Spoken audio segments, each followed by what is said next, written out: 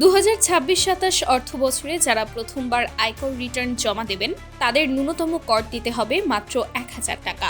আর আগের করদাতাদের জন্য ন্যূনতম কর ৫,০০০ টাকা বহাল থাকছে।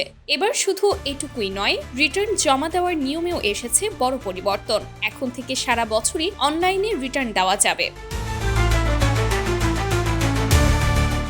তবে সবচেয়ে বেশি সুবিধা পাবেন যারা জুলাই থেকে সেপ্টেম্বরের মধ্যে রিটার্ন জমা দেবেন। এ সময় রিটার্ন দিলে পরিশোধযোগ্য করের ৫% বা সর্বোচ্চ ২৫,০০০ টাকা পর্যন্ত কর ছাড় মিলবে।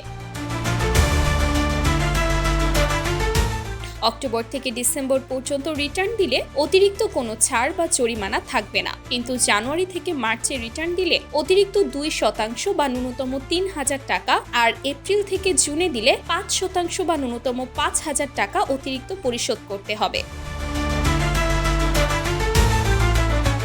এদিকে নতুন অর্থবছরে ব্যক্তি শ্রেণীর করমুক্ত আয়সীমা ৩.৫ লাখ টাকা থেকে বাড়িয়ে ৪ লাখ টাকা করা হয়েছে।